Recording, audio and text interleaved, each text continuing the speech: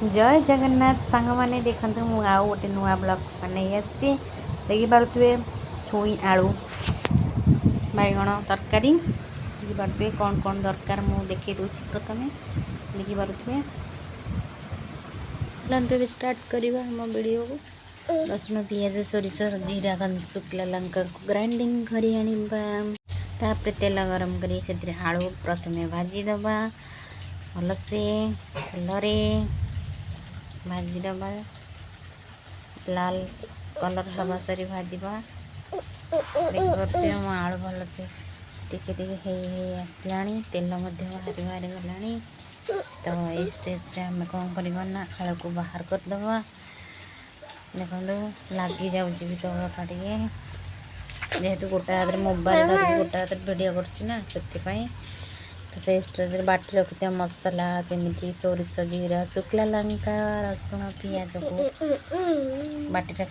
बाटिकी रखी सेरा को पकईदबा कड़े भल से गोलैदबा किसी भी बाहर गुंड मसला आड करेंगे ना तरकारी जहाँ घर से यूज करेंगे जमी लंका गुंड हलदी गुंड लुण एति व्यवहार करके आम रेसिपी बनाऊे देखिपे मुझे काश्मीरी लंका गुंड देती कहीं मुझे शुक्ला लंका बाटी राग कम बेसी करें हलदी गुंड टे पकईदबा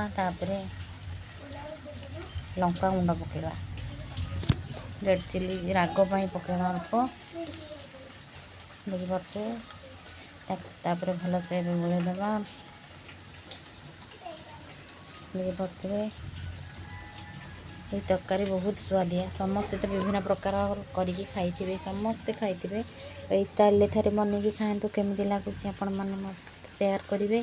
यदि भल लगे तो लाइक शेयर कमेंट करने को भूलवा नहीं देखो स्टेज आम आलू को पकईदबा भल से मिक्स करदे देखिपे मसला भी भल से कषि देखिपे तापर आम अल्प पानी देदेबा जमी आलू 50% सीझापी अल्प पानी देवा बेसी ना से समय टमाटो को भी पकईदे काटी रखी टमाटो पकई रखी टमाटो पकई सारे घोड़ईदबा देखिए भल से फुटक लगी देखो आलू 50% सीझीगला देखिपे भल से फुटिगला से स्टेज आम कौन करना काटी रखी बैगण और छुई को सजना छुई को पकईदबा सजना छुई पकई सारे भल से गोलैदबा कहीं आम ये पचर पकईले कहीं सजना छुई जदि आगु आम संतुलिकी पकईबा तो राया बास बैगण कथा तो तुम जानी बैगण को पानी रे बिना पानी रे न पकईले से कईचा हो जाए तो से आम 50% आलू सीझा देखो भल से फुटी जाइए समय आम बड़ी आड करवा बड़ी पूरा स्वादिष्ट कर तरकारी बड़ी केवे भी स्किप करेंगे तो गोटे फुटण प्रस्तुत करवा तरकारी जेहेतु 90% हो सारी तो फुटण आम तेल 2-3टा शुक्ला लंका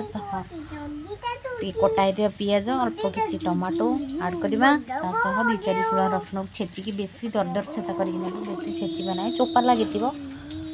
एमती दरदर छेचा कर भल से मिक्स करदे आउ बेसी किसी पकईबे 5 फुटण टे पकईबे आउ बेसी किसी पकईबे अल्प हल्का तेल देकी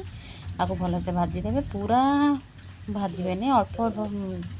भाजिकी देखिपे आम तरकारी केमती देखा ढालीदेवा